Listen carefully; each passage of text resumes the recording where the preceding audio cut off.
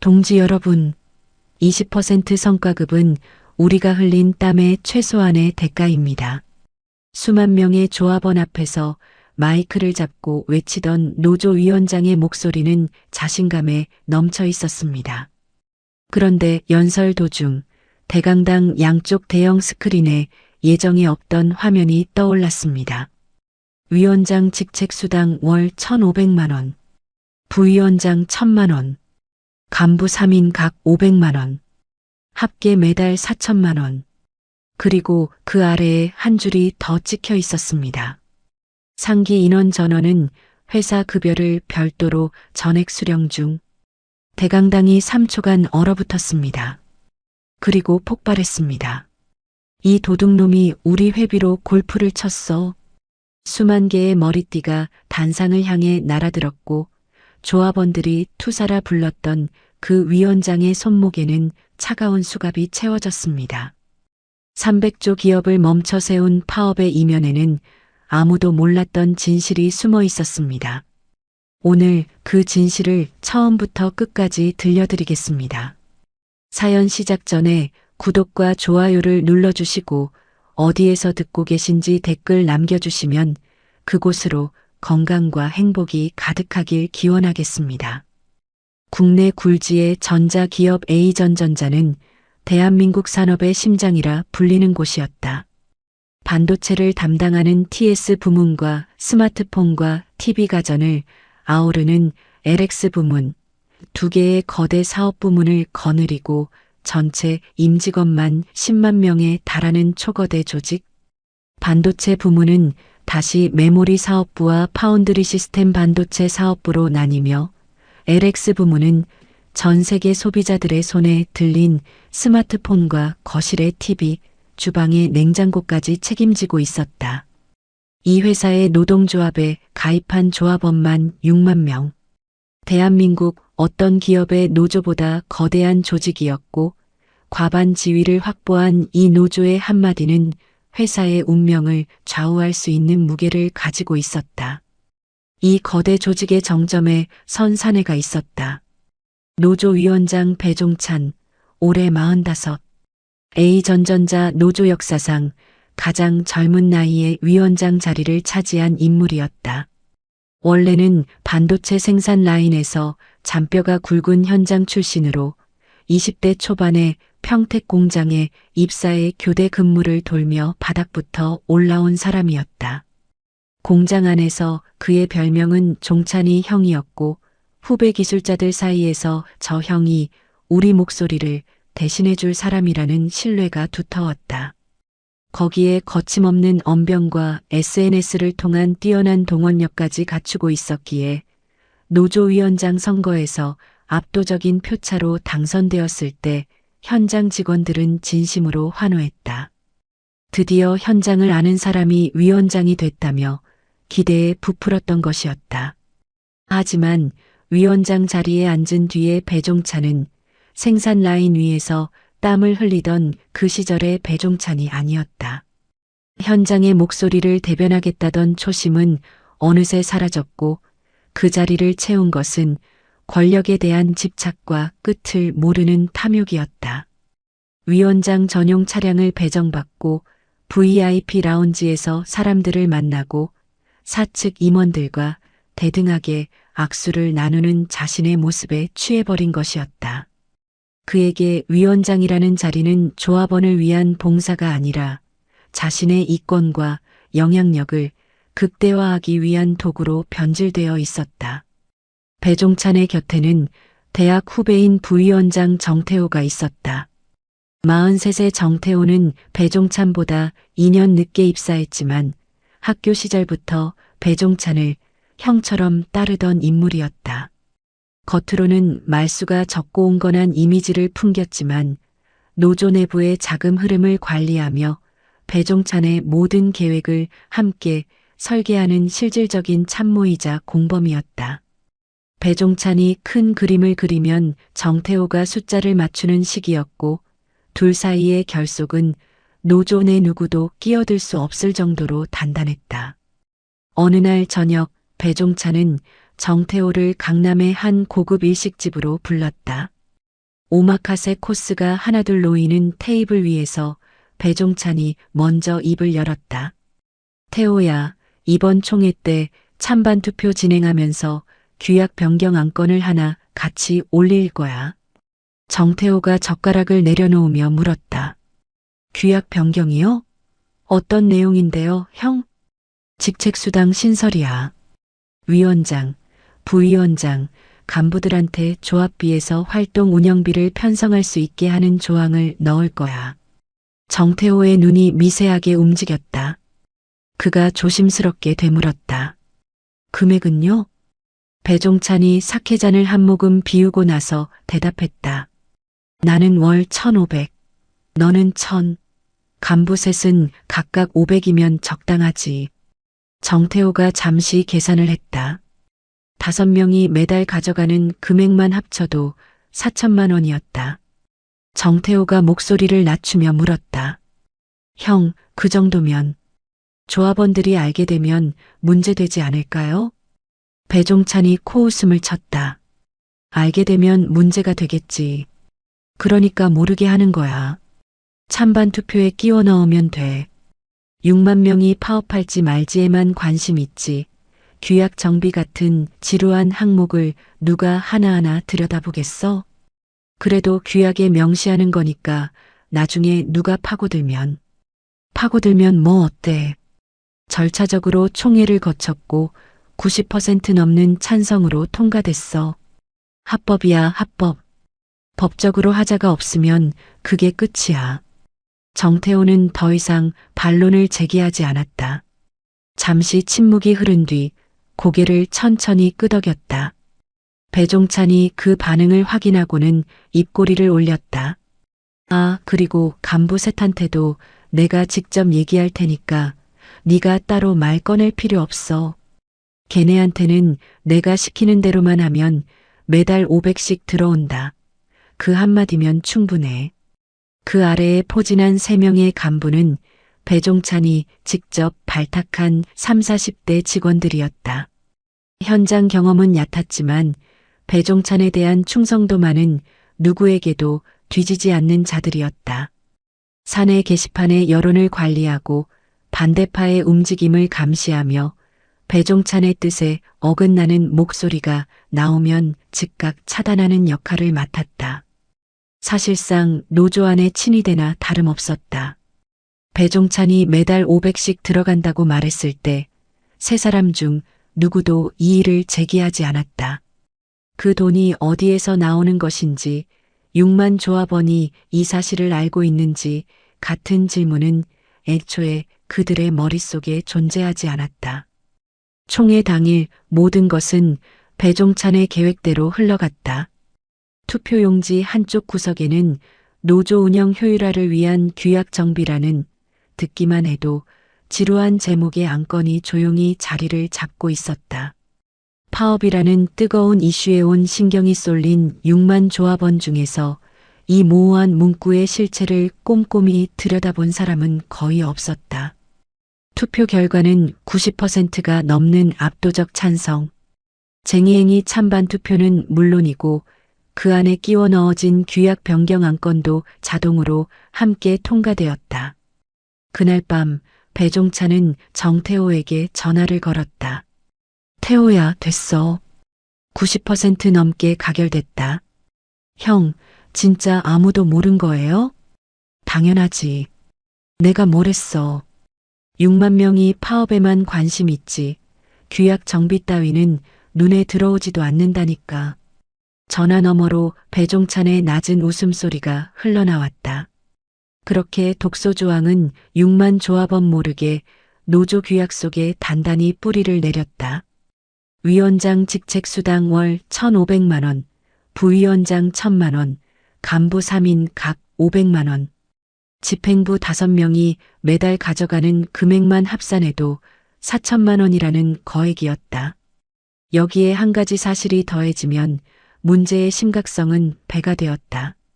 배종찬을 비롯한 집행부 전원은 이미 회사로부터 근로시간 면제를 적용받아 급여를 전액 지급받고 있었다.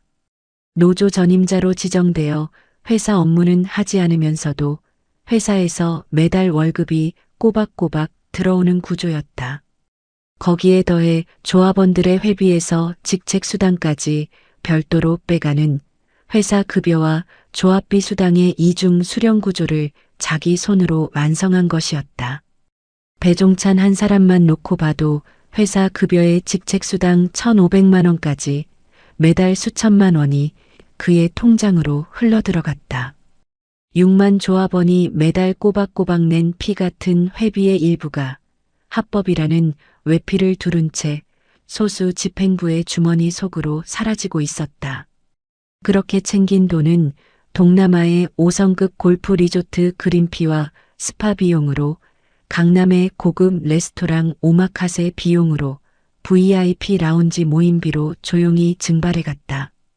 법인카드 결제 내역에는 노조 운영비라는 깔끔한 적요만 찍혀 있었고 그 안에 무엇이 들어있는지는 오직 5명만이 알고 있었다. 조합원 대다수는 자신들의 회비가 어디로 흘러가는지 까맣게 모른 채 위원장이 자신들을 위해 사측과 목숨 걸고 맞서 싸우고 있다고 굳게 믿고 있었다. 파업 준비가 한창이던 어느 날 한 40대 조합원이 사내 게시판에 이런 글을 올렸다. 배종찬 위원장님, 우리를 위해 싸워주셔서 감사합니다. 끝까지 믿고 따르겠습니다. 댓글에는 수백 개의 공감이 달렸다. 배종찬은 그 글에 직접 답글을 남겼다. 동지 여러분의 권리를 위해 끝까지 싸우겠습니다. 함께 가시죠. 그 답글을 쓰는 배종찬의 손목에는 해외 출장 때 면세점에서 산 명품 시계가 번들거리고 있었다. 총회가 끝나고 며칠 뒤 배종찬은 집행부 5명을 노조 사무실에 모아놓고 마지막 입단속을 했다. 자, 다들 들어. 이번에 통과된 직책수당은 규약에 명시된 합법적 수당이야. 총회를 거쳤고 90%가 넘는 찬성으로 가결됐어. 누가 뭐라고 해도 절차적으로 하자가 없어. 정태호가 고개를 끄덕였고 간부 셋도 말없이 따랐다. 다만 배종찬이 한 박자 쉬고 목소리를 낮췄다. 굳이 조합원들한테 일일이 알릴 필요까지는 없어. 알면 괜한 오해만 살 테니까. 우리끼리 조용히 가는 거야. 알겠지? 아무도 이의를 제기하지 않았다. 배종찬의 입가에는 여유로운 미소가 걸려 있었다. 6만 명의 회비로 자신의 배를 불리면서도 단 한순간도 양심의 가책이라는 것을 느끼지 않는 사내였다. 현장에서 땀 흘리며 조합원의 권리를 외치던 종찬이 형은 이미 이 세상에 없었다. 위원장이라는 권좌 위에서 배종찬은 완전히 다른 인간으로 변질되어 있었다. 배종찬의 탐욕은 직책수당에서 그치지 않았다. 그의 봄, 반도체 업계를 뒤흔든 뉴스가 하나 터졌다. 이웃 경쟁사가 역대급 성과급을 지급했다는 소식이었다. 영업이익의 15%를 성과급으로 풀었다는 보도가 나오자 A전전자 직원들 사이에서는 우리는 왜라는 불만이 들불처럼 번져나갔다. 사내 게시판에는 하루에도 수십 건씩 비교 글이 올라왔고 텔레그램 소통방에서는 경쟁사는 15%인데 우리는 고작 이 정도냐는 불만이 끊이지 않았다. 배종찬은 이 분위기를 읽는데 천재적이었다. 아니, 정확히 말하면 이 분위기를 자신의 정치적 동력으로 전환하는데 천재적이었다. 그는 조합원들의 분노가 끓어오르는 타이밍을 놓치지 않았다. 텔레그램 소통방에 직접 메시지를 올렸다. 경쟁사가 15%를 줬습니다. 그런데 우리가 경쟁사보다 못합니까? 우리가 더 잘했는데 15%에 만족할 이유가 뭡니까? 조합원들 사이에서 환호가 터져나왔고 그럼 얼마를 요구할 겁니까? 라는 질문이 쏟아졌다. 배종찬은 이미 숫자를 정해놓고 있었다. 며칠 뒤 사측에 공식 요구서를 제출했다. A전전자 역사상 전례 없는 한 줄이 그 서류에 적혀 있었다. 올해 회사 영업이익의 20%를 성과급으로 지급할 것. A전전자의 올해 예상 영업이익은 약 300조 원. 그 20%면 60조 원에 달하는 천문학적 금액이었다. 경쟁사가 15%를 줬으니 우리는 20%를 받아야 한다는 것이 배종찬의 논리였지만 두 회사의 실적 구조는 전혀 달랐고 20%라는 수치에는 아무런 합리적 근거가 없었다. 노조 내부에서조차 근거가 뭐냐는 질문이 나왔지만 배종찬은 일축했다. 이건 협상 전략이야. 높게 불러야 깎여도 많이 받는 거야. 20%라고 던져놓으면 사측이 10%로 깎아도 우리가 이기는 구조야. 하지만 배종찬의 진짜 목적은 협상 전략이 아니었다. 내가 20%를 받아냈다는 정치적 성과를 조합원들에게 각인시키는 것, 그것이 그의 진짜 셈법이었다. 다음 위원장 선거에서 재선을 노리고 있었던 배종찬에게 20%라는 숫자는 자신의 권좌를 지키기 위한 무기였다. 이 소식이 시장에 전해지자 A전전자의 주가는 곤두박질 쳤다. 기관 투자자들이 미래 기술 투자 여력이 사라진다며 매도 물량을 쏟아냈고 외국인 투자자들의 이탈도 가속화되었다. 하루 만에 시가총액 30조 원 이상이 증발했다. 자사주를 보유한 직원들까지 피해를 입었고 노조 때문에 내 자산이 깎인다는 분노가 비노조 직원들 사이에서 빠르게 퍼져나갔다. 글로벌 투자은행은 즉각 보고서를 냈다. A전전자 노사 리스크 영업이익 20% 성과급 요구는 기업 가치에 중대한 위협.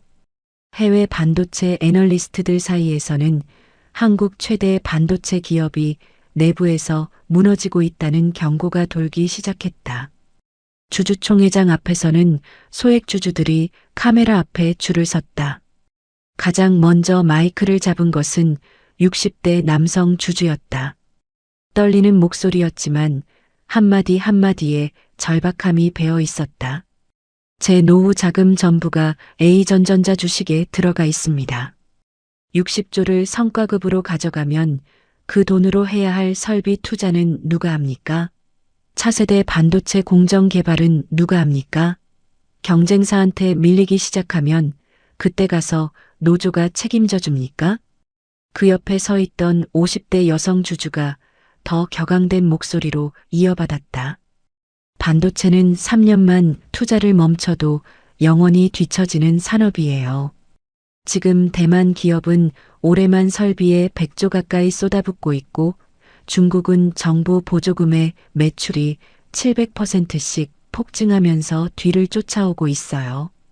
이 판에서 우리 회사가 60조를 성과급으로 나눠주면 3년 뒤에는 대만한테 기술로 완전히 밀리고 5년 뒤에는 중국한테까지 가격으로 역전당합니다.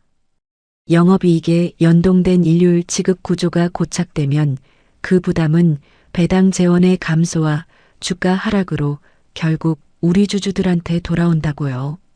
또 다른 70대 주주가 지팡이를 짚고 일어서서 외쳤다. 한때 세계 반도체 1위였던 일본이 어떻게 됐는지 아시오? 투자 타이밍을 놓쳤어. 1990년대에 설비 투자를 줄이고 당장의 이익만 챙기다가 한국과 대만한테 추월당하고 30년이 지난 지금까지도 회복을 못하고 있어. 지금 A전전자가 똑같은 길을 가려는 거야. 당장 올해 성과급 잔치를 벌이면 기분은 좋겠지. 하지만 그 돈이 차세대 공정 투자에 안 들어가면 3년 뒤에는 성과급은커녕 구조조정 걱정을 해야 한다고.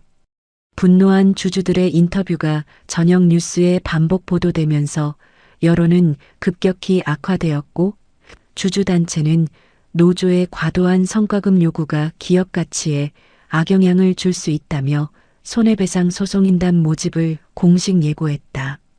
소송인단 모집 플랫폼에는 하루 만에 수천 명의 주주가 이름을 올렸다. 경제 전문가들의 경고도 잇따랐다. KBS 저녁 뉴스에 출연한 한 반도체 산업 전문가는 패널들 앞에서 데이터를 펼쳐 보이며 말했다. 대만 T사는 성과급을 영업이익의 몇 %라는 고정 비율로 정하지 않습니다. 이사회가 매년 회사의 투자 계획과 경영 상황을 보고 결정하는 구조입니다. 미래 투자를 먼저 확보한 뒤 남는 재원에서 보상하는 겁니다. 그런데 A전전자 노조는 영업이익의 20%를 고정으로 달라고 요구하고 있습니다. 투자 계획이고 뭐고 먼저 20%를 떼어가겠다는 겁니다. 이건 세계 어디에도 없는 구조입니다. 반도체는 3에서 5년 단위의 투자 사이클로 움직이는 산업입니다. 지금 설비에 투자하지 않으면 3년 뒤 차세대 이나노 공정에서 밀리고 5년 뒤에는 고객사를 통째로 빼앗깁니다. A전전자의 영업이익은 단순한 회사 수익이 아닙니다. 차세대 공정 투자, AI 반도체 생산 라인 증설, 첨단 메모리 개발에 쓰여야 하는 국가 미래 먹거리 재원입니다. 앵커가 물었다. 그러면 20%를 성과급으로 지급할 경우 실제로 어떤 결과가 벌어집니까? 전문가의 대답은 냉혹했다. 2년 뒤 차세대 공정 설비 투자가 지연되면서 대만 T사가 먼저 양산을 시작합니다. 고객사들이 T사로 넘어가기 시작하죠. 3년 뒤 지금 매출이 700%씩 폭증하고 있는 중국 시사가 범용 메모리 시장에서 A전전자보다 15에서 20% 저렴한 가격으로 고객을 빼앗기 시작합니다. 5년 뒤에는 대만에는 기술로 밀리고 중국에는 가격으로 밀리는 샌드위치 신세가 됩니다. 일본 반도체 산업이 걸었던 바로 그 길입니다. 한번 밀리기 시작하면 30년이 지나도 회복하지 못합니다. 스튜디오가 잠시 조용해졌다. 앵커가 입을 열었다. 결국 당장의 60조를 나눠 가지면 몇 년 뒤에는 나눠 가질 것 자체가 사라질 수 있다는 말씀이시군요. 전문가가 고개를 끄덕였다. 정확합니다. 성과급 잔치 한 번의 대가가 기업의 생존입니다. 정부도 가만히 있지 않았다. 대통령이 직접 입장을 밝혔다. 반도체는 대한민국의 국가기관 산업입니다. A전전자의 영업이익은 대한민국의 미래, 경쟁력 그 자체입니다. 대만은 정부가 수십조를 지원하고 중국은 국가총력전으로 추격하고 있는 상황에서 이 돈을 한 해 성과급으로 소진하는 것은 국가 경제를 볼모로 잡는 행위와 다르지 않습니다. 노동자의 권리는 존중하지만 일부 노동자의 과도한 요구가 다른 노동자와 국민 전체에게 피해를 줘서는 안 됩니다. 국민 여론도 들끓기 시작했다. 인터넷 커뮤니티와 SNS에는 A전전자가 기술 경쟁에서 밀리면 수십만 개의 일자리가 사라진다. 노조 6만 명의 성과급을 위해 국민 전체가 피해를 보는 구조가 말이 되느냐는 글이 실시간으로 쏟아졌다. 하지만 배종찬은 이 모든 비판을 철저히 무시했다. 사내 게시판의 비판글에는 간부들을 시켜 반박 댓글을 달게 했고 텔레그램 소통방에서는 조합원들에게 이렇게 말했다. 주주들이 뭐라고 하든 언론이 뭐라고 하든 신경 쓸 필요 없습니다. 회사가 수백조를 벌어들이는데 우리한테 제대로 된 보상을 안 하겠다는 거잖아요. 20%는 우리가 흘린 땀의 정당한 대가입니다. 대통령이 뭐라고 했다고요? 정치인들은 선거철에만 노동자 얘기하고 막상 우리가 목소리 내면 과도하다고 합니다. 20%가 과하다고요? 우리가 벌어다 준 돈인데 정당한 몫을 달라는 게 과한 겁니까? 조합원들 사이에서 박수가 터져 나왔고 20%는 우리의 정당한 권리라는 구호가 텔레그램 방을 가득 메웠다. 배종찬에게 중요한 것은 오직 조합원 대다수의 박수였고 20%라는 숫자가 주는 선동력이었다. 미래 투자가 멈추면 회사가 어떻게 되는지 대만과 중국이 어떤 속도로 추격하고 있는지, 일본이 왜 30년째 회복 못하고 있는지 같은 것은 배종찬의 관심사가 아니었다. 그에게는 다음 선거에서 이기는 것, 그것이 전부였다. 배종찬의 20% 요구가 구체적으로 어떤 구조인지가 드러나면서 A전전자 내부에는 전혀 다른 성격의 분노가 세 갈래로 갈라지기 시작했다. 첫 번째 균열은 LX 부문에서 터졌다. 영업이익의 20%라는 성과급 기준은 사실상 메모리 사업부의 실적을 근거로 산출된 것이었다. LX 부문은 전체 매출의 56%를 책임지고 직원 4만 명이 소속되어 있었지만 영업이익은 반도체의 10분의 1 수준에 불과했다. 박리담의 구조라 매출은 크지만 남는 이익이 얇았던 것이다. 성과급 기준이 영업이익인 이상 LX 부문은 협상 테이블에서 존재감 자체가 없었다. 평택가전 라인에서 28년을 일한 김 반장이 퇴근길에 동료에게 말했다. 반도체가 15조 적자였던 해에 회사를 지탱한 게 누군데. 우리가 TV 팔고 냉장고 팔고 에어컨 팔아서 먹여 살렸잖아. 그때는 고맙다는 소리도 없더니 반도체가 돈 좀 벌어들이니까 우리는 이름조차 안 올라가. 동료가 한숨을 쉬며 대답했다. 매출의 절반 이상을 올리고 있는데 영업이익이 너무 낮다는 이유 하나로 없는 사람 취급이야. 위원장이라는 사람이 관심 있는 건 반도체 성과급뿐이지. 분노는 곧 행동으로 번졌다. LX 부문 노조 가입자 약 1만 5천 명 중 3천 명이 한 달 만에 집단으로 탈퇴 신청서를 냈다. 약 20%의 이탈이었다.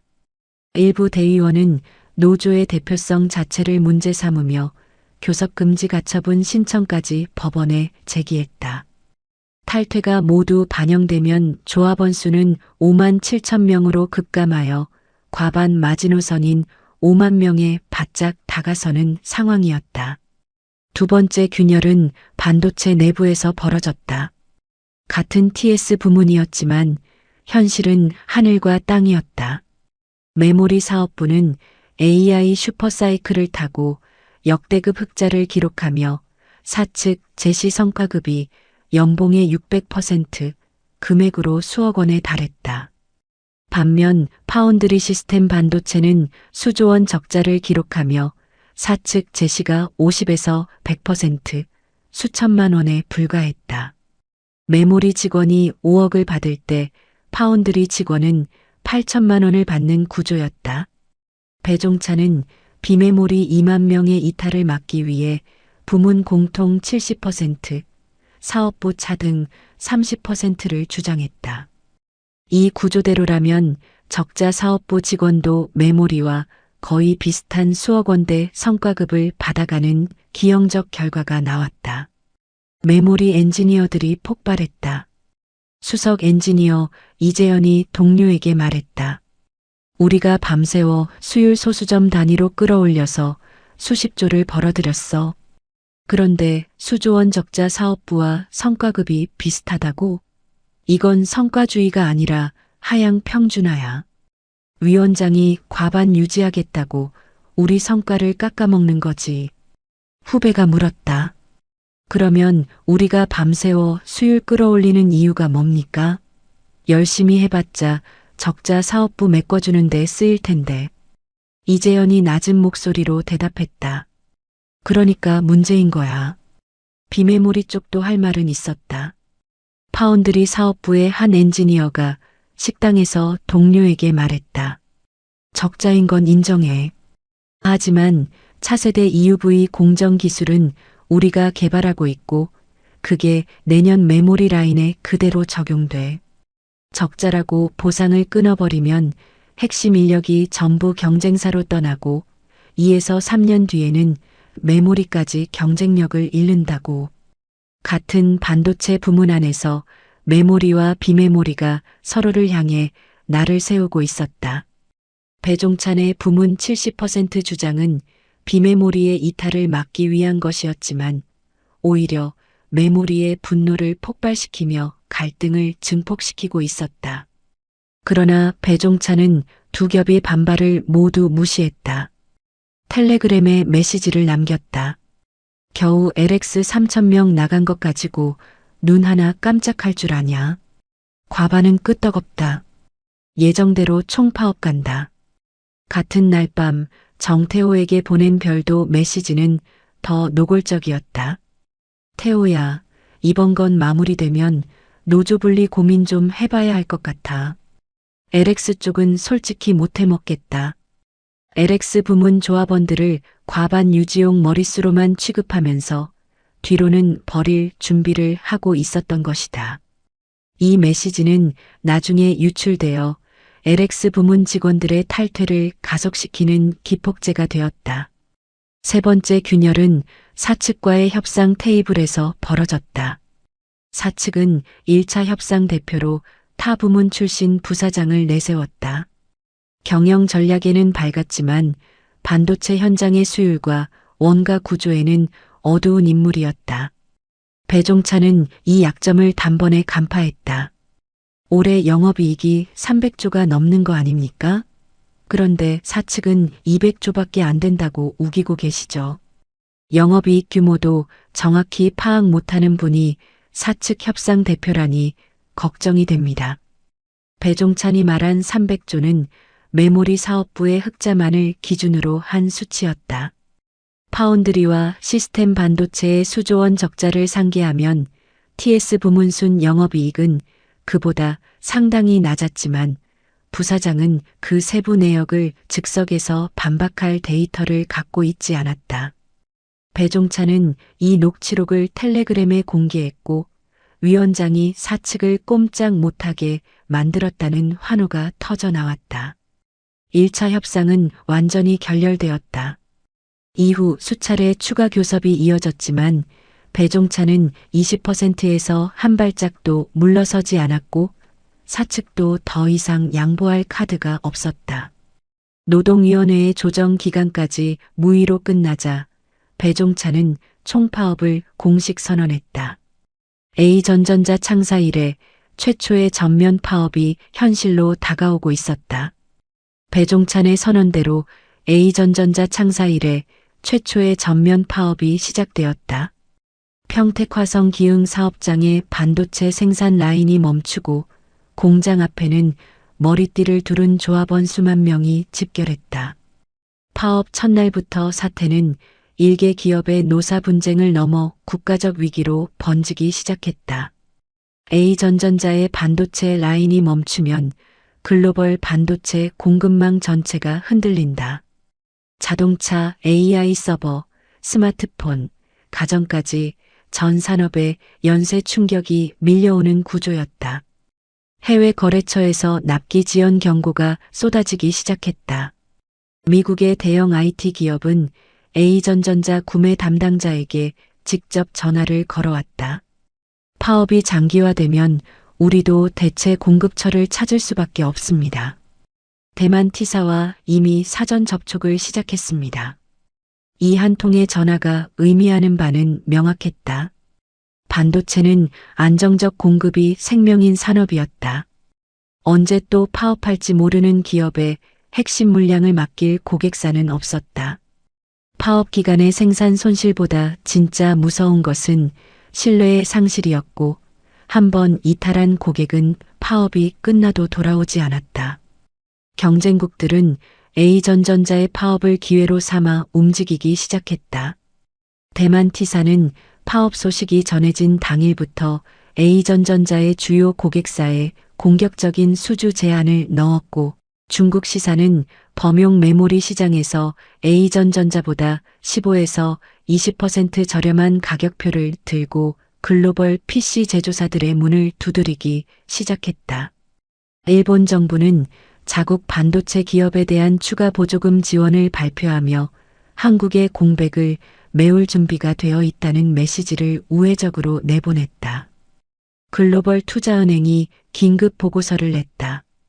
A전전자 총파업 시 예상 영업이익 손실 수십조 원. 공급망 신뢰도 훼손에 따른 장기적 고객 이탈 리스크는 금액으로 환산 불가. 주요 외신들이 한국 반도체 산업 위기를 대서특필했고 A전전자 주가는 연일 하락세를 이어갔다. A전전자에 납품하는 국내 협력사만 수천 개, 그 직원만 수십만 명이었다.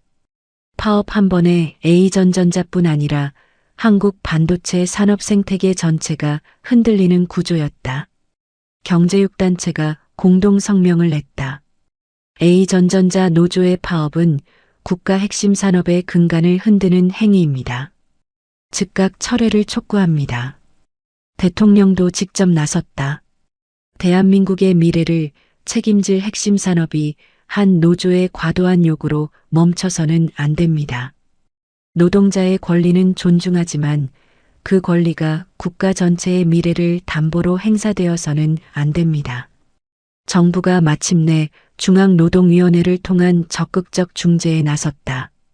중앙노동위원장이 직접 중재를 맡았고 긴급조정권 발동까지 검토되고 있다는 소식이 흘러나왔다.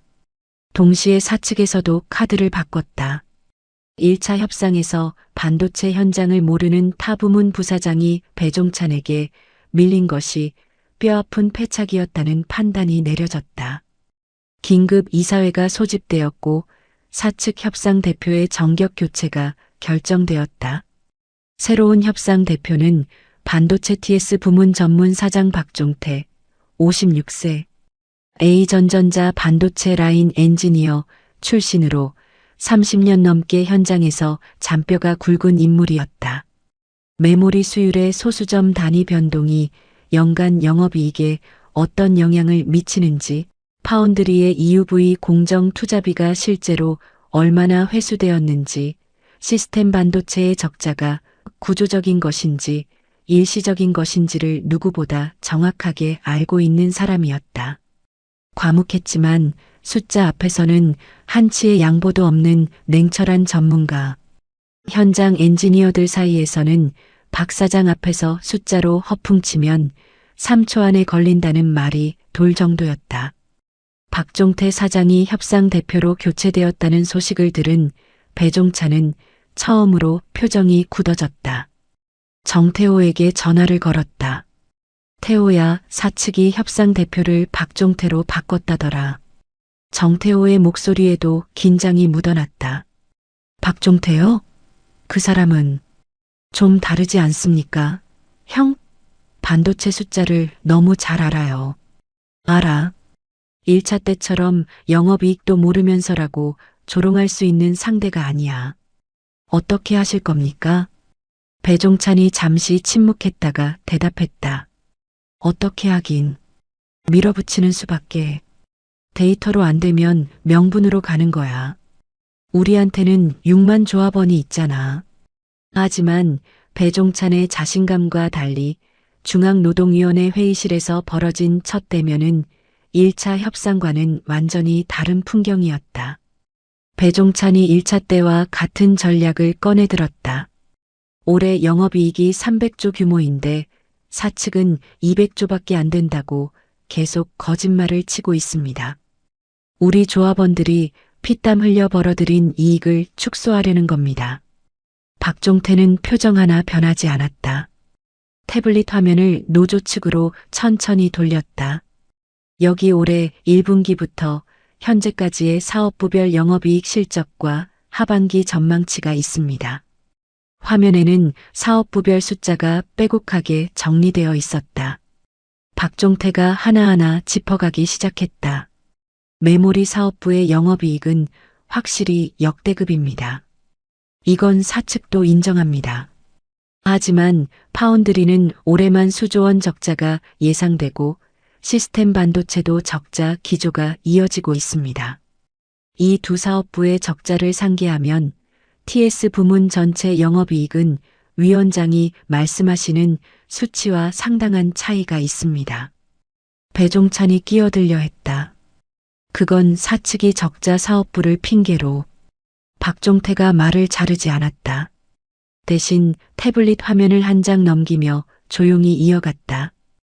다음은 파운드리 EUV 공정의 투자 회수 시점 분석입니다. 그리고 이쪽은 시스템 반도체의 글로벌 경쟁사 대비 수익성 지표. 마지막으로 메모리 사업부의 AI 수요 의존도 리스크 분석입니다. 숫자는 거짓말을 하지 않습니다. 위원장. 목소리를 높이지 않았다. 감정을 씻지도 않았다. 데이터를 화면에 띄우고 한 줄 한 줄 짚어가며 팩트만으로 상대를 압도하는 방식이었다. 수율, 원가, 설비 투자 사이클, 글로벌 시장 점유율 변동까지 꿰고 있는 박종태 앞에서 배종찬의 300조 주장은 더 이상 통하지 않았다. 1차 협상 때처럼 반도체를 모르는 사람이라며 조롱할 수 있는 상대가 아니었다. 배종찬은 반박할 데이터가 없었다. 협상장을 나온 뒤 측근 간부에게 내뱉었다. 저 사장은 좀 다르다. 숫자를 너무 잘 알아. 이날 이후 협상의 주도권은 완전히 사측으로 넘어가기 시작했다. 박종태의 반박 내용이 노조 대의원들 사이에 퍼지면서 위원장이 숫자를 부풀린 건 아닌가라는 의문이 조용히 번지기 시작한 것이었다. 배종찬의 선동이 먹히던 시대가 끝나가고 있었다. 파업이 시작되고 열흘이 지났지만 배종찬은 한 발짝도 물러설 기미가 없었다. 정부의 중재안이 나올 때마다 거부했고 박종태 사장이 데이터로 반박할 때마다 사측에 꼼수라며 조합원들의 분노를 부채질했다. 중앙노동위원장이 직접 나서서 설득해도 배종찬의 대답은 같았다. 헌법이 보장한 노동자의 권리를 행사하는 것입니다. 중재위원회가 사측 편을 드는 것 아닙니까? 심지어 비공개로 진행된 중재회의의 녹취록을 일방적으로 조합원과 언론에 공개하며 사측이 중재 과정에서도 거짓말을 치고 있다는 프레임을 밀어붙였다. 중재위원장은 공식적으로 유감을 표명했지만 배종찬은 아랑곳하지 않았다. 배종찬이 이토록 필사적으로 20%를 밀어붙이는 이유는 분명했다. 이번에 20%를 받아내면 내가 역대 최대 성과급을 받아냈다는 정치적 공로가 확정되고 그 공로 하나로 다음 위원장 선거에서 재선이 보장되는 것이었다. 재선만 되면 매달 1,500만 원씩 들어오는 직책수당도 측근들의 충성 구조도 해외 골프 여행도 전부 그대로 유지할 수 있었다. 20%라는 숫자는 조합원을 위한 투쟁이 아니라 배종찬 자신의 권좌를 지키기 위한 도구였던 것이다. 물론 이 속셈을 알고 있는 사람은 정태호와 측근 간부들 뿐이었다. 하지만 배종찬이 미처 계산하지 못한 변수가 있었다. LX 부문 출신의 시니어 대의원 오정수 지부장이었다. 54세, 30년 넘게 가전 생산 라인에서 묵묵히 현장을 지켜온 올곧은 노동자. 노조를 탈퇴한 동료 3,000명의 분노를 직접 듣고 적자 사업부에서 소외감을 토로하는 반도체 직원들의 절망을 목격하면서 오정수의 마음속에 하나의 의문이 단단하게 자리를 잡았다. 박종태 사장이 데이터로 반박했을 때 위원장이 한마디도 못했다. 그런데도 파업을 밀어붙이고 중재안을 거부한다. 이건 조합원을 위한 싸움이 아니다. 배종찬에게는 20%를 관철해야 하는 다른 이유가 있다. 오정수는 믿을 수 있는 동료 대의원 2명을 조용히 불러냈다. 평택 공장 뒷골목에 있는 허름한 포장마차, 세 사람이 10년 넘게 퇴근 후에 소주 한 잔 걸치던 단골 아지트였다. 소주와 오뎅탕이 놓인 좁은 테이블에서 오정수가 먼저 입을 열었다. 나는 30년 동안 이 회사에서 일하면서 노조가 필요하다고 믿어온 사람이야. 하지만 지금 이 파업은 뭔가 이상해. 위원장이 중재안을 거부하는 이유가 납득이 안 돼.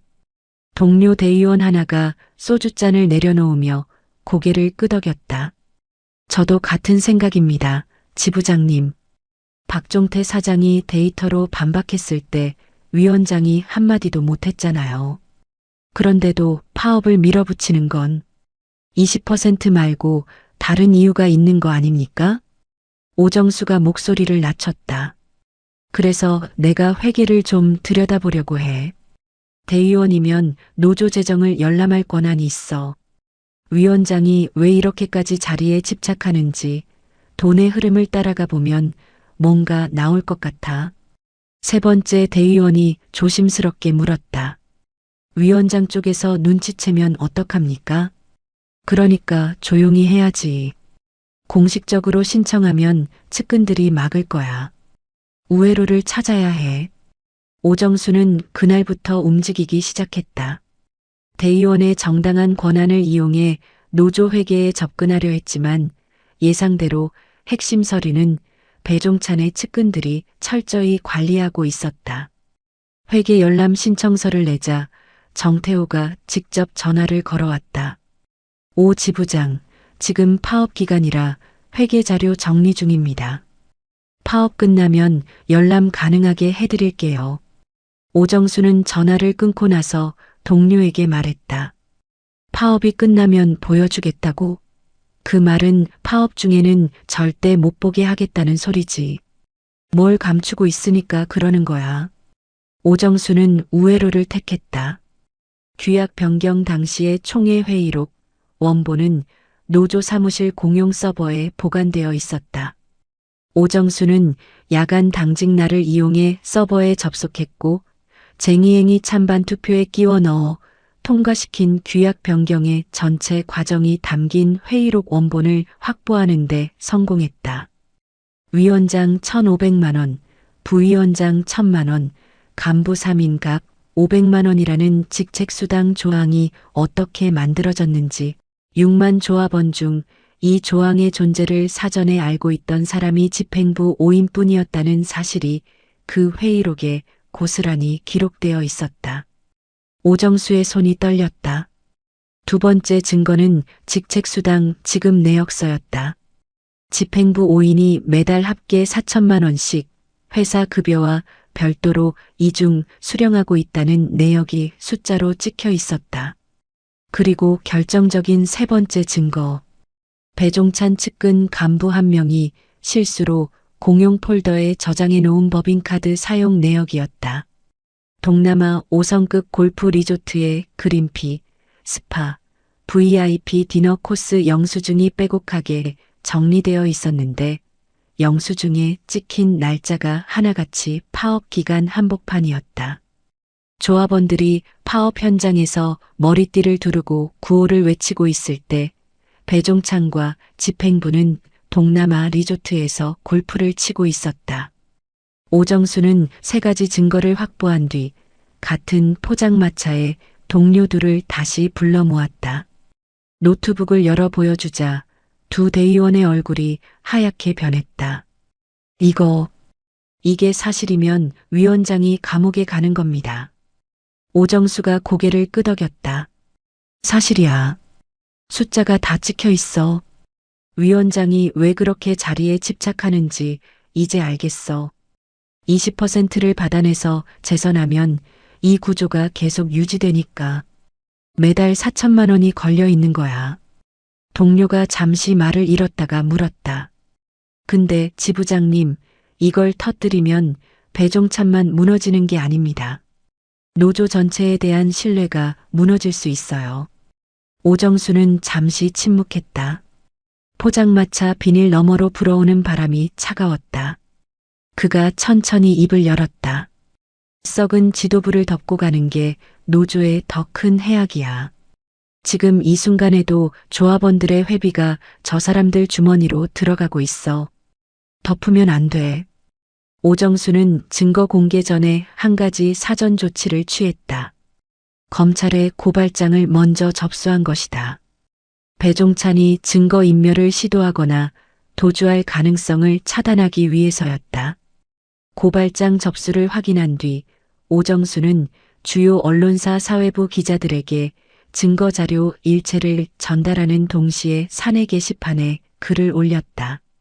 제목은 단 한 줄이었다. 6만 조합원이 몰랐던 진실 우리 회비는 어디로 갔는가.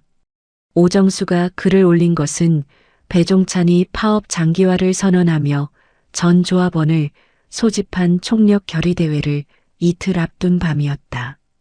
밤새 사내 게시판의 조회수가 폭발적으로 치솟기 시작했고 새벽이 되기도 전에 주요 포털 사이트 실시간 검색어에 A전전자 노조위원장 직책수당이라는 단어가 올라갔다. 폭풍의 전야였다. 총력 결의대회 당일 아침 평택 사업장 앞 대강당에 수만 명의 조합원이 모여들었다. 머리띠를 두르고 구호를 외치며 파업 장기화에 대한 결의를 다지기 위해 모인 자리였다. 무대 중앙에는 대형 스크린 2개가 양쪽에 세워져 있었고 파업 구호와 일정표가 번갈아 띄워지고 있었다. 하지만 대강당의 열기와는 전혀 다른 공기가 한쪽에서 흐르고 있었다.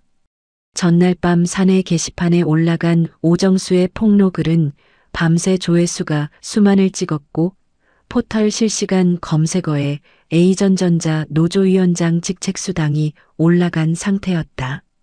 하지만 새벽부터 결의대회 준비에 동원된 조합원 대다수는 아직 그 글을 보지 못한 상태였다. 배종찬도 마찬가지였다. 측근 간부들이 새벽부터 게시판 글 삭제를 시도했지만 이미 캡처본이 수백 개의 텔레그램 방으로 퍼진 뒤였다. 새벽 5시 측근 간부가 배종찬에게 긴급 전화를 걸었다.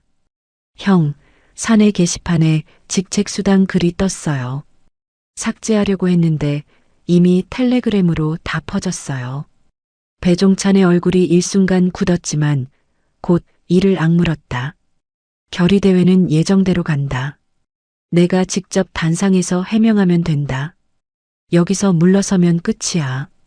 배종찬은 그렇게 대강당 단상 위에 올라섰다. 양복 위에 머리띠를 두르고 마이크를 잡았다. 수만 명의 조합원을 내려다보며 결의에 찬 표정을 지었다. 동지 여러분, 대강당의 배종찬의 목소리가 울려 퍼졌다. 오늘 우리가 이 자리에 모인 이유는 하나입니다.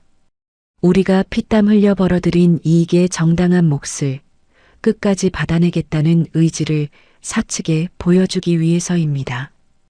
20% 성과급은 우리 땀의 최소한의 대가입니다. 사측이 끝까지 거부한다면 우리는 더 오래, 더 강하게. 연설이 채 끝나기도 전이었다. 대강당 양쪽 대형 스크린의 화면이 갑자기 전환되었다. 파업 구호가 사라지고 전혀 다른 영상이 떠올랐다. 오정수가 결의대회 운영을 맡은 LX 출신 기술팀 대위원과 사전에 협의해 놓은 것이었다. 배종찬의 연설이 시작되고 2분 뒤 자동 전환되도록 세팅한 타이밍이 정확히 맞아떨어졌다. 첫 번째 화면이 떴다. 노조 규약 제48조 직책수당 신설 회의로 쟁의행위 찬반 투표에 끼워 넣어 통과시킨 과정이 날짜와 참석자 명단까지 적나라하게 드러나 있었다. 6만 조합원 중 이 조항의 존재를 알고 있던 사람은 집행부 5인뿐이었다는 사실이 화면 하단에 굵은 글씨로 표시되었다. 대강당이 웅성거리기 시작했다. 배종찬이 스크린을 돌아보며 표정이 굳어졌다. 이게 뭐야? 화면 당장 원래대로 돌려. 하지만 기술팀은 움직이지 않았다. 두 번째 화면이 올라왔다. 직책수당 지급 내역서. 위원장 배종찬 월 1,500만 원, 부위원장 정태호 월 1,000만 원, 간부 3인 각 월 500만 원. 합계 매달 4천만 원. 그리고 그 아래에 한 줄이 더 있었다. 상기 인원 전원은 회사 급여를 별도로 전액 수령 중. 이중 수령의 구조가 숫자와 함께 만천하에 드러난 것이었다. 대강당의 웅성거림이 술렁임으로 바뀌었다. 수만 개의 눈이 스크린과 배종찬 사이를 오갔다. 배종찬의 얼굴에서 핏기가 빠져나가기 시작했다. 세 번째 화면이 올라왔다. 파업 기간 중 법인카드 사용 내역. 동남아 5성급 골프 리조트, 그린피 결제, 스파 이용, VIP 디너 코스. 영수증에 찍힌 날짜는 하나하나가 파업 기간 한복판이었다. 조합원들이 파업 현장에서 머리띠를 두르고 구호를 외치고 있을 때 위원장과 집행부가 어디에 있었는지를 영수증의 날짜와 장소가 증명하고 있었다. 3초간의 정적이 흘렀다. 대강당 전체가 숨을 멈춘 것 같았다. 그리고 폭발했다. 이 도둑놈이 우리 회비로 골프를 쳤어. 누군가의 외침이 터지자 수만 명의 분노가 한꺼번에 쏟아져 나왔다. 머리띠가 사방에서 단상을 향해 날아들었고 위원장 탄핵, 위원장 퇴진, 구호가 대강당의 벽을 뒤흔들었다. 어제까지 배종찬 위원장님 끝까지 믿고 따르겠습니다라고 댓글을 달았던 조합원들의 눈에 배신감과 분노가 가득 차 있었다. 자신이 매달 꼬박꼬박 낸 회비가 위원장의 골프비와 해외여행 경비와 고급 식사비로 쓰이고 있었다는 사실. 그것도 파업기간 한복판에. 배종찬은 마이크를 든 채 얼어붙어 있었다. 입술이 떨렸다. 이건 오해입니다. 동지 여러분. 직책수당은 규약에 명시된 합법적인 수당이고 총회에서 정식으로 가결된 합법? 우리가 그게 뭔지도 모르게 찬반 투표에 끼워 넣어 놓고 합법이라고? 대강당 한가운데서 40대 조합원이 소리쳤다. 그의 목소리에 주변 수백 명이 호응했다. 우리가 언제 직책수당 주겠다고 했어? 파업할 거냐고 물어봤지. 위원장한테 매달 1,500만 원 주겠냐고 물어본 적은 없다고. 배종찬이 다시 마이크에 입을 가져갔지만 수만 명의 야유와 고함에 그의 목소리는 완전히 묻혀버렸다.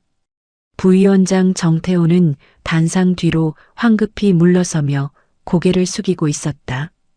간부 3명도 뿔뿔이 흩어져 출구를 찾았지만 분노한 조합원들이 사방을 에워싸고 있었다. 간부 중 한 명이 울먹이며 주변 사람에게 말했다. 저는 위원장이 시킨 대로 한 것뿐입니다. 시킨 대로? 매달 500만 원 받아가면서 시킨 대로라고? 조합원의 냉정한 한마디에 간부는 더 이상 입을 열지 못했다. 오정수 지부장이 무대 위로 올라왔다. 대강당이 잠시 조용해졌다. 30년 넘게 현장을 지켜온 오정수의 얼굴에는 분노와 슬픔이 함께 서려 있었다. 그가 마이크를 잡았다. 여러분, 저도 여러분과 같은 조합원입니다. 30년 동안 회비를 냈고 노조가 우리를 위해 싸워줄 거라고 믿었습니다. 하지만 우리의 회비가 어디로 갔는지 여러분도 지금 직접 보셨습니다. 대강당의 무거운 침묵이 흘렀다. 오정수가 이어갔다. 지금 이 자리에서 긴급 임시총회를 엽니다. 배종찬 위원장 및 집행부 전원에 대한 탄핵 안건을 상정합니다. 찬성하시는 분은 손을 들어주십시오. 수만 개의 손이 일제히 올라갔다. 반대는 없었다. 만장일치였다. 배종찬을 향해 머리띠를 던지던 손들이 이번에는 그를 끌어내리기 위해 하늘로 올라간 것이었다. 탄핵이 결의되는 순간 대강당 뒤쪽 출입구에서 움직임이 있었다. 경찰이었다. 오정수가 결의대회 전에 검찰에 고발장을 접수해 놓은 상태였고 검찰이 경찰에 체포영장 집행을 요청해 놓은 것이었다. 경찰 수사관 4명이 단상 쪽으로 걸어왔다. 배종찬의 눈이 커졌다. 마이크를 놓치며 뒷걸음질을 쳤다. 이건 사측의 공작입니다. 나를 무너뜨리려는 음모예요. 동지 여러분, 속지 마십시오. 하지만 아무도 그의 말에 귀를 기울이지 않았다. 회의록과 영수증과 지급 내역서가 너무나 구체적이었고 숫자는 거짓말을 하지 않았다. 수사관이 배종찬 앞에 섰다. 배종찬 씨, 노조비 기망 및 업무방해 혐의로 체포합니다. 체포된 이유와 변호인의 조력을 받을 권리가 있음을 알려드립니다. 차가운 수갑이 배종찬의 손목에 채워졌다. 그 옆에서 정태호도 같은 혐의로 수갑이 채워졌다. 정태호는 배종찬과 달리 아무런 저항도 하지 않았다. 고개를 떨군 채 한마디만 내뱉었다. 끝났구나. 간부 3명도 공범으로 함께 연행되었다. 대강당 한가운데로 경찰차가 들어왔고 집행부 5명이 한 줄로 연행되는 모습을 수만 명의 조합원이 지켜보았다. 울분 섞인 박수가 터져나왔다. 어제까지 투사라 불렀던 위원장이 수갑을 차고 경찰차에 실려가는 모습. 어떤 조합원은 박수를 치다가 눈물을 흘렸고 어떤 조합원은 분노에 떨며 고개를 돌렸다. 배신감이 가장 컸다. 자신들의 회비가, 자신들의 신뢰가 저렇게 추하게 끝나는 것을 직접 목격해야 했으니까. 배종찬이 경찰차에 실리기 직전 뒤를 돌아보았다. 수만 명의 눈이 그를 향하고 있었지만 그 눈빛 속에 동정은 없었다. 동지 여러분이라 불렀던 그 수만 명이 이제 그를 바라보는 눈은 차갑고 단호했다. 경찰차 문이 닫혔다. 대강당에 남은 조합원들 사이에서 오정수 지부장의 목소리가 다시 울려 퍼졌다. 여러분, 파업은 오늘부로 중단합니다. 그리고 내일부터 우리 노조를 처음부터 다시 세우겠습니다. 수만 명의 박수가 대강당을 가득 채웠다. 이번에는 분노의 박수가 아니었다. 다시 시작하겠다는 의지의 박수였다. 같은 날 오후 주주단체와 A전전자 사측은 배종찬과 집행부 전원에 대해 수십억 원대의 손해배상 청구 소송을 동시에 제기했다. 파업으로 인한 영업 손실, 주가 하락에 따른 주주 피해, 그리고 고객사 이탈에 따른 장기적 손해까지 포함된 청구였다. 배종찬이 끌려가고 파업은 중단되었지만 성과급 문제는 오히려 더 선명하게 수면 위로 떠올랐다. 빌런은 사라졌어도 갈등의 축은 3개나 남아 있었다. 메모리와 비메모리의 격차, LX 부문의 소외, 그리고 주주들의 분노. 배종찬이라는 공통의 적이 사라지자 각자의 이해관계가 더욱 날카롭게 드러났다. 정부 중재단은 즉각 사후 조정에 들어갔다. 중앙노동위원회 대회의실에 사측 대표 박종태 사장, 새 노조 대표가 된 오정수 지부장, 그리고 각 부문 대의원들이 다시 마주 앉았다. 중재위원장이 자리를 열며 말했다. 배종찬 전 위원장의 문제는 사법부에 맡기면 됩니다. 지금 이 자리에서 해결해야 할 것은 10만 임직원과 수백만 주주가 납득할 수 있는 성과 보상 구조입니다. 시작하시죠. 메모리 사업부 수석 엔지니어 이재현이 먼저 손을 들었다.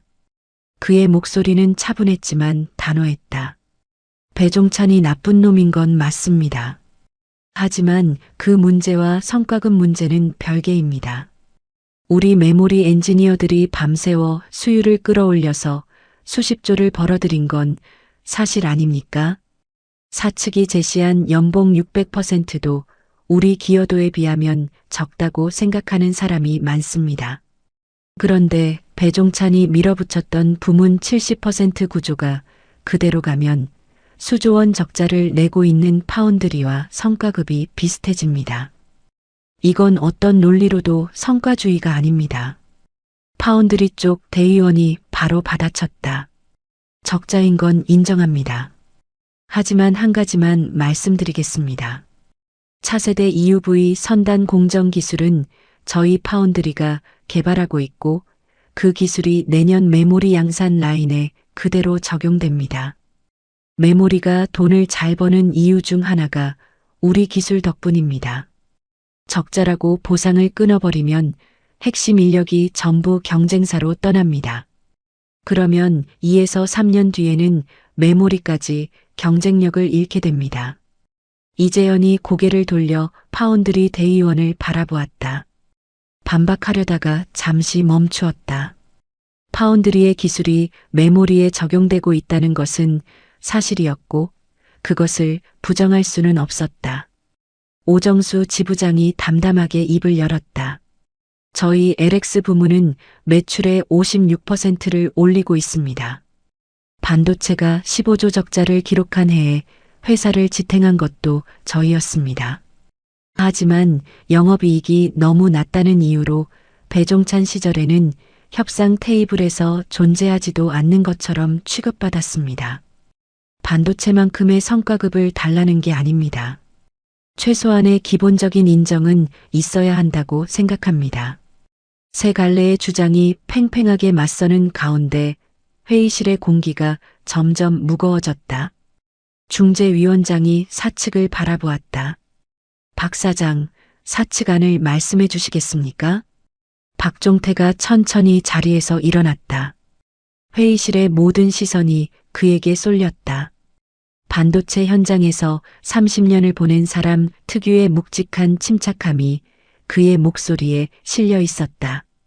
오늘 이 자리에 계신 분들의 말씀을 다 들었습니다.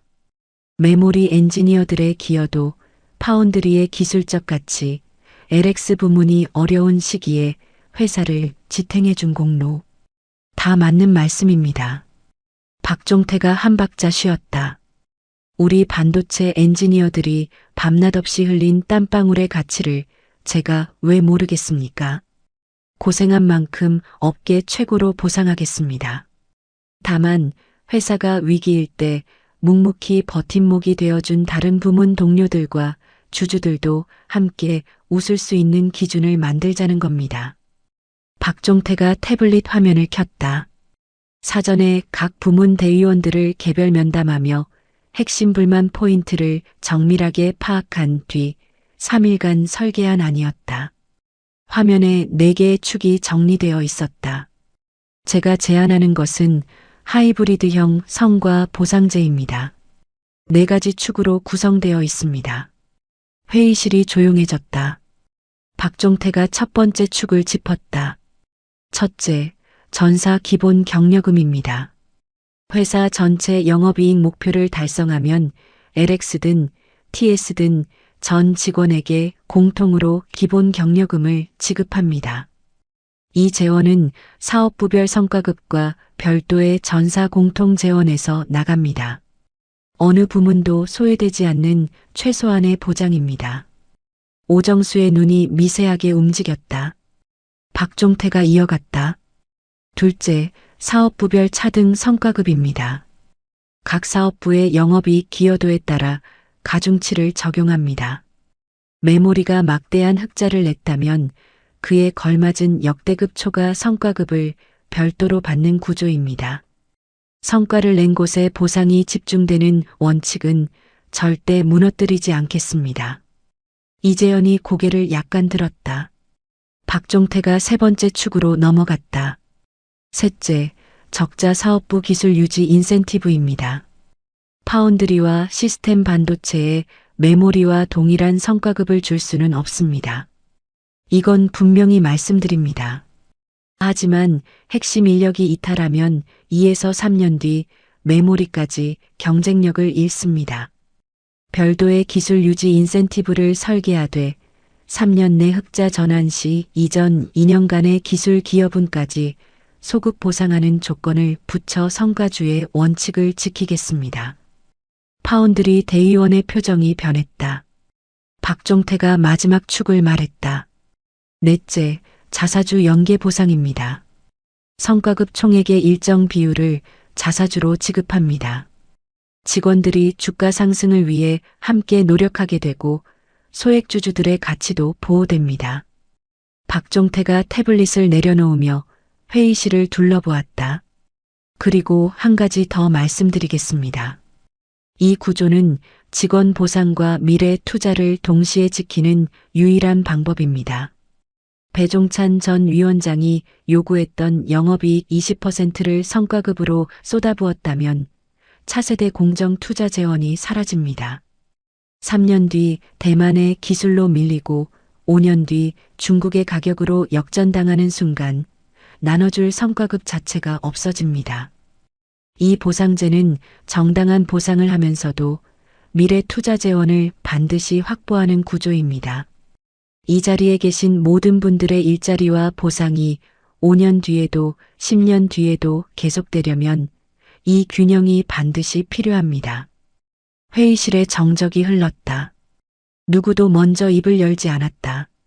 각자가 자기 부문의 입장에서 계산을 하고 있었다. 이재현이 먼저 고개를 끄덕였다.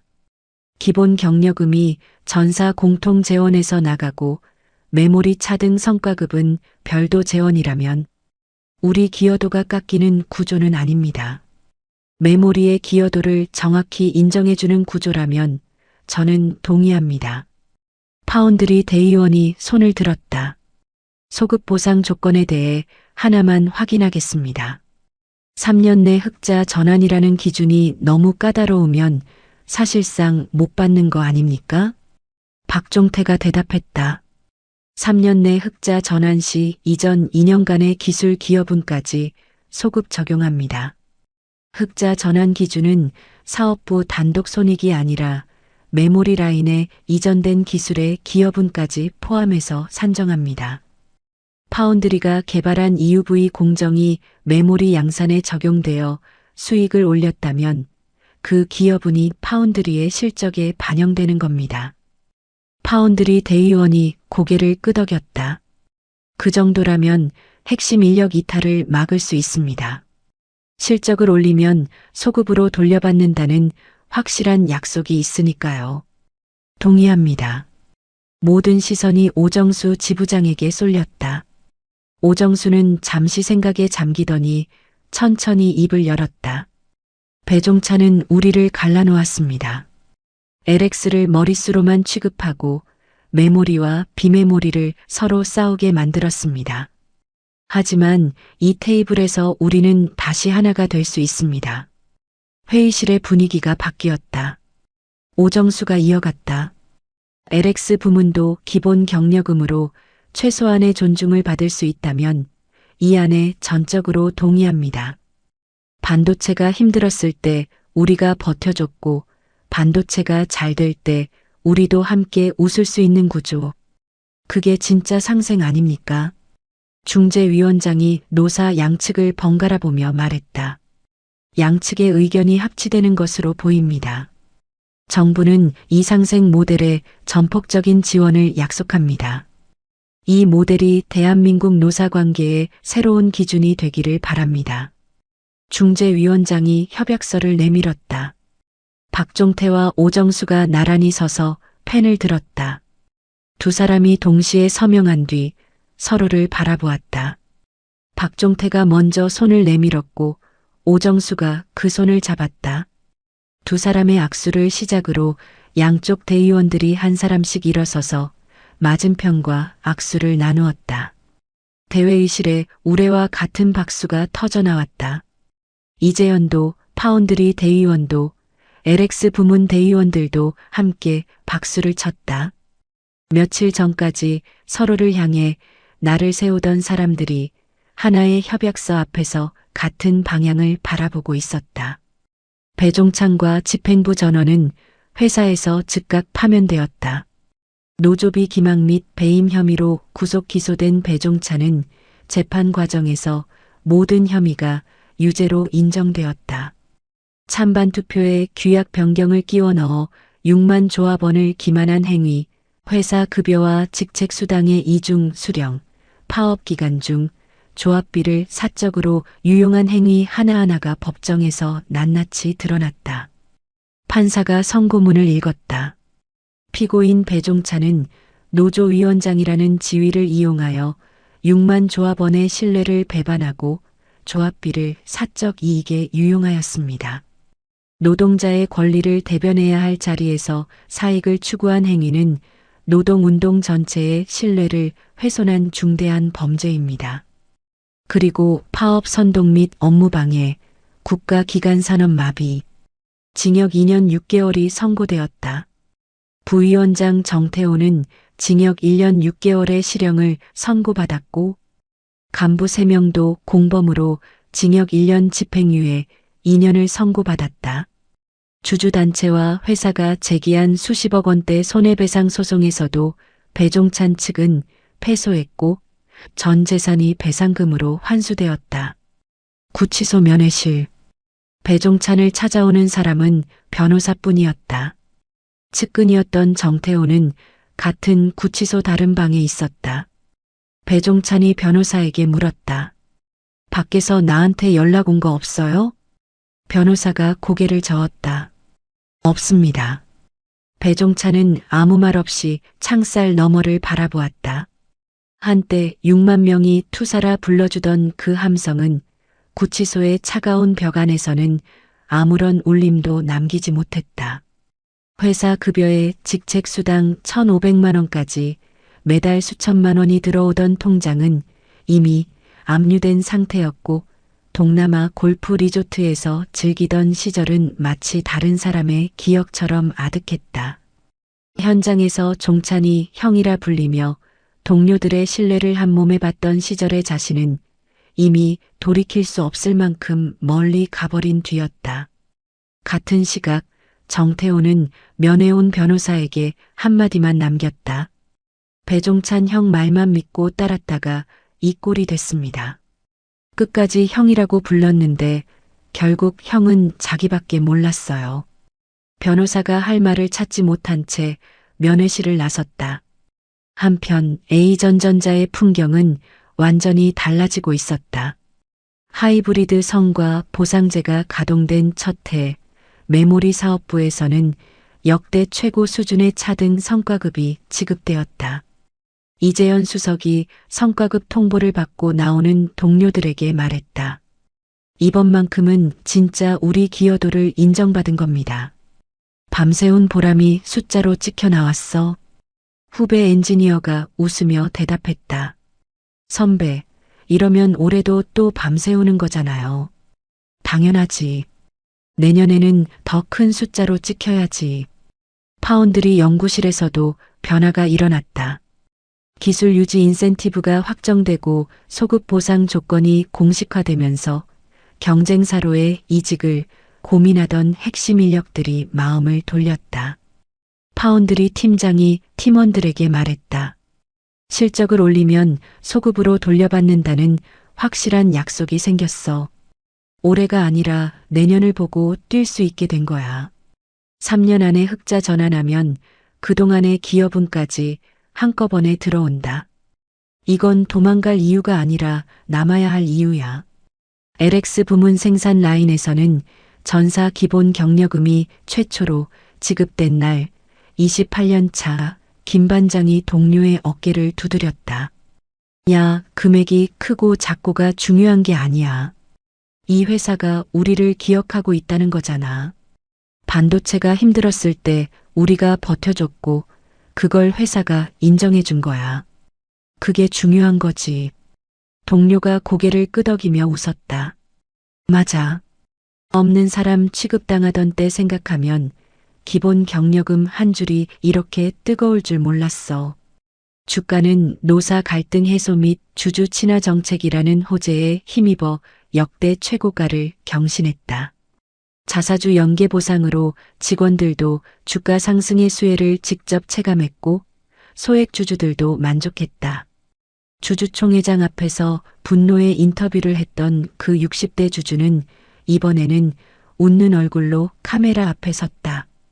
이제야 이 회사가 제대로 된 방향으로 가고 있습니다. 직원도 보상받고 미래 투자도 하고 주주도 함께 웃을 수 있는 구조. 이게 진짜 상생이지요. 노조도 달라졌다. 오정수 지부장은 새 노조위원장으로 추대되었지만 사양했다.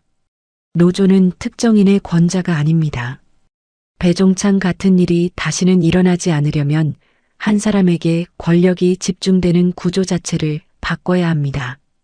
대의원 합의체로 운영합시다.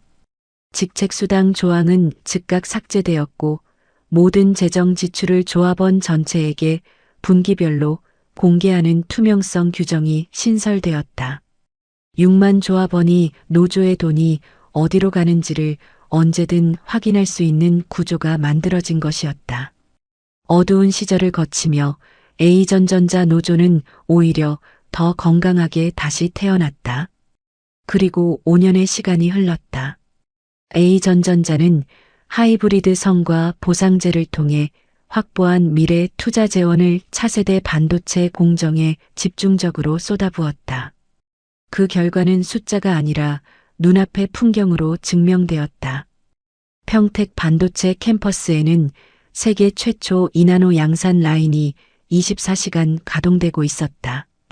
클린룸 안에서 흰 방진복을 입은 엔지니어들이 웨이퍼를 검수하는 모습 위로 벽면의 전광판에는 글로벌 파운드리 수율 1위라는 문구가 빛나고 있었다. 5년 전 수조원 적자를 기록하며 문 닫아야 하는 거 아니냐는 소리까지 들었던 바로 그 파운드리 사업부였다.